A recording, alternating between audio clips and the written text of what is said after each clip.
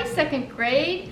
Your teacher, Mrs. Robertson, asked if the family members in her family would read you a story.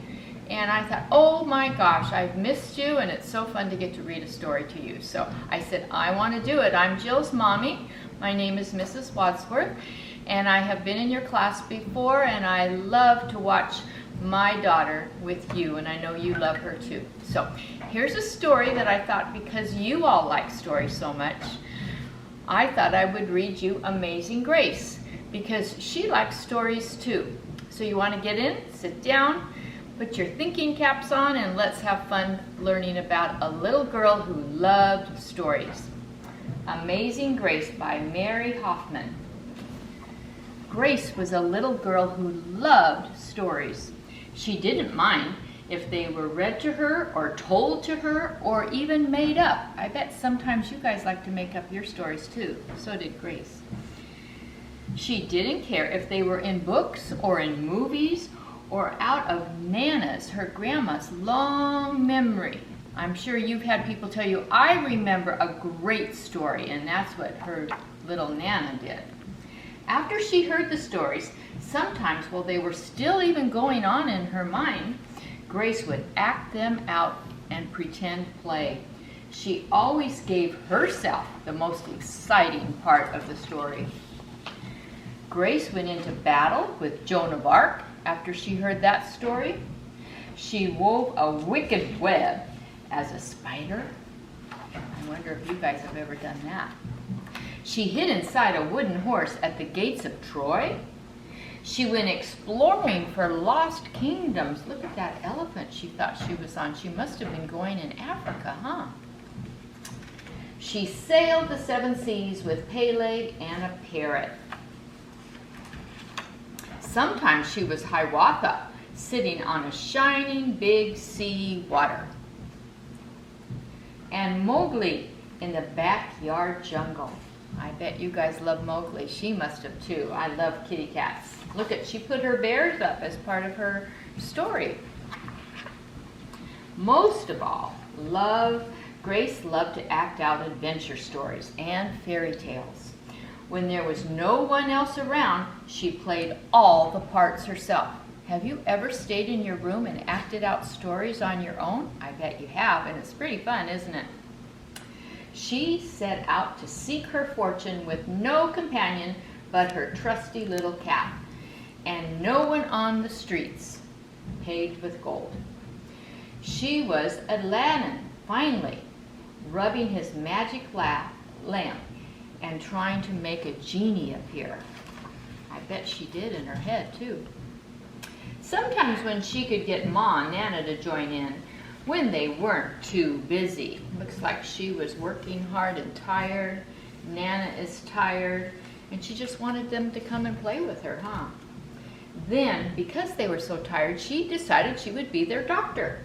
And she took care of them like a doctor, she pretended. One day, Grace's teacher said they are going to do a play in the classroom called Peter Pan. Well, Grace knew who she wanted to be. What do you think? What do you think she wanted to be?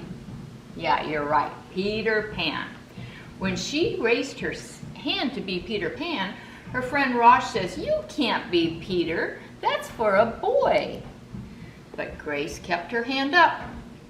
You can't be Peter, whispered Natalie, because he isn't black. But Grace kept her hand up.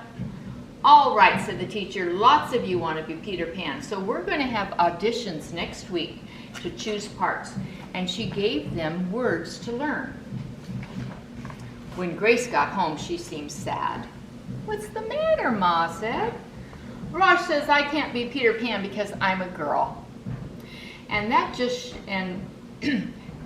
shows you what Raj knows, said Mama. A girl can be Peter Pan if she wants to. Grace cheered up, and then later she remembered something else. Natalie says I can't be Peter Pan because I'm black. Ma looked upset, but before she could speak, she said, it seems that Natalie is another one of those who don't know anything. You can be what you want to be, Grace, if you put your mind to it. On Saturday, Nana told Grace they were going to go out for a special adventure. In the afternoon, they caught a bus and a train, and they went into town. Nana took Grace to a grand theater.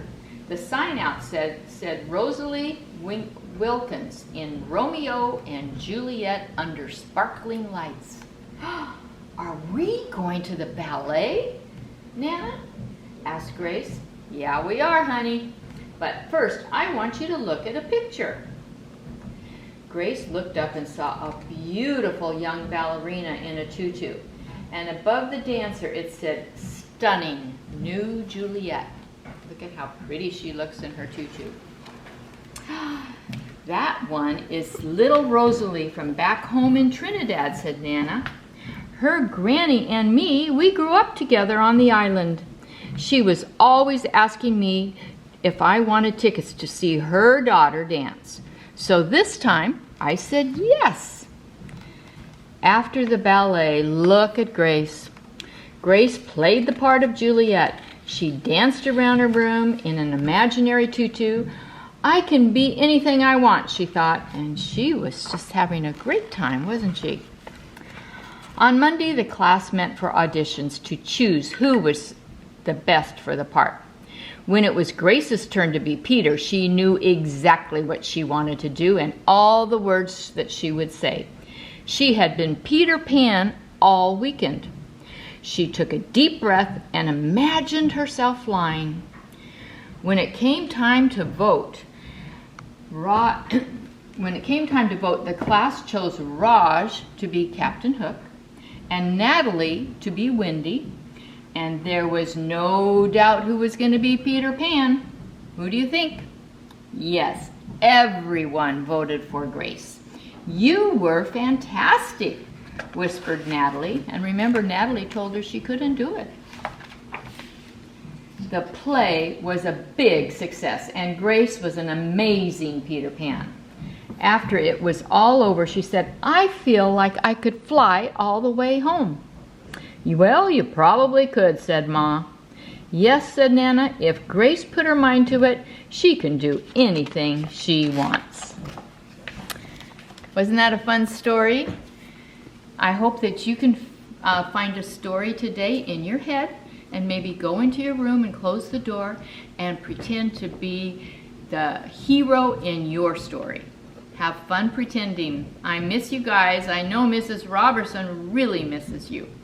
Enjoy your day. We send our love. Bye-bye.